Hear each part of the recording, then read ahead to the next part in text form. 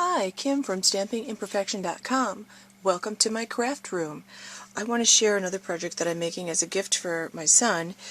He is a sophomore in college, and the sophomore housing at his campus is townhouse housing, which means that it's like a regular apartment with a kitchen and everything. So he's been doing his own cooking this year and enjoying it a lot.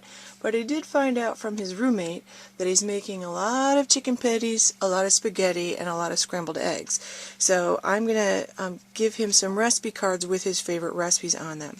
Now I found some recipe cards in a dollar bin. They're not too bad. They have peaches on them. So I thought I would just use these, and they go on the back, so I kind of liked it. It was a package of like 20 cards. So these cards are 4.5 by 6.5. So I'm going to use a piece of designer series paper from the Polka Dot Parade, and I really like green, and I know he likes it too, and the cards have the green on it. And it's masculine enough that I think this will actually work. So I'm going to cut this, since the card is 4.5 by 6.5, I'm going to cut this down. This is a 12 by 12 piece of paper, and I'm just going to cut this at 7.5 using my Stampin' Up! Trimmer.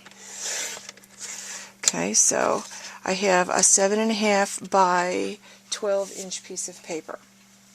Now, what I want to do is I want to fold this. This is 4.5. So I want to score this in a couple places. I'm going to score this at, I think I'm going to actually score it at 4.5.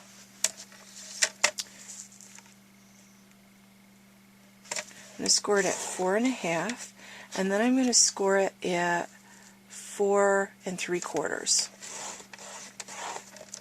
Okay, so that's going to give me a bottom to my box. So if I fold both of these things over like this and bend them on the score mark,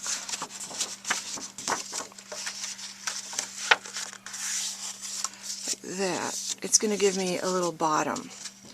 Okay, so now I also want to do a side, so I think I'm going to score it 1/4 of an inch down each side. So this was 7.5, so I'm going to move this over and score it at 7 1/4.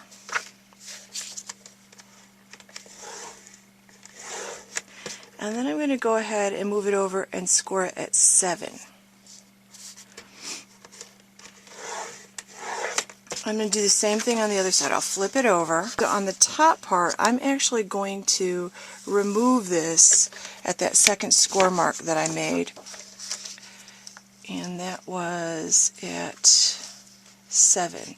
So I'm just going to cut that all the way down to, in fact, I'll probably start where I want this to happen.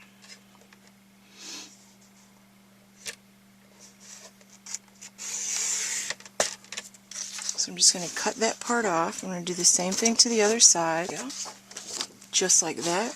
So I have this. Now I'm going to use my bone folder on all my edges. So I'm going to use sticky strip right here. So I have the sticky part off, and I want to carefully fold this up and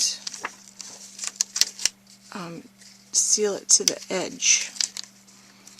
And you want to do this carefully and slowly because sticky strip is forever.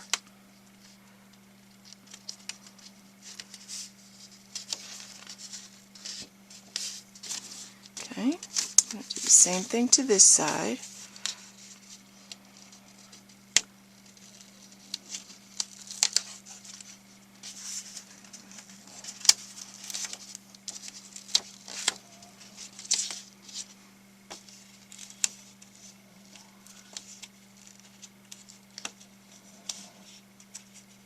So I'm going to make 2 score marks on this and do that, so it's going to give me a little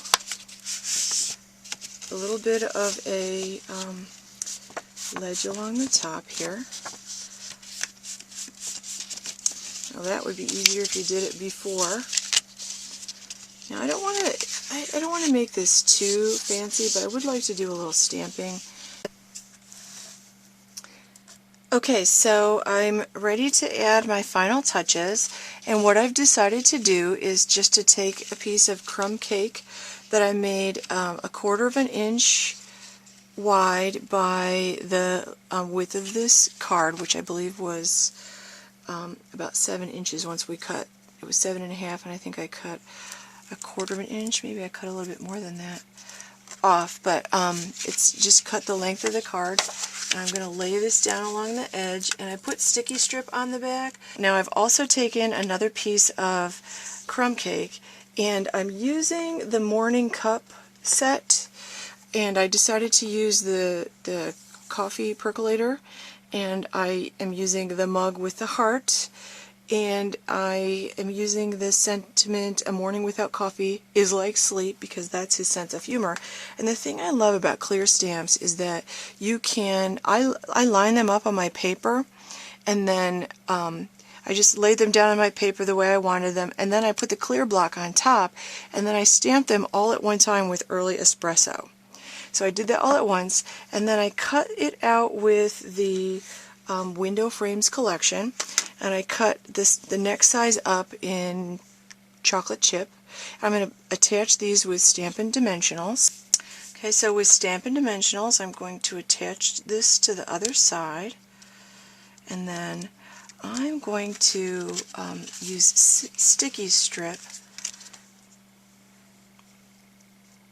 Okay, what I'm going to do is I'm going to use my 1 3/8 inch punch. I'm going to slide it here, and I'm looking at it from the back.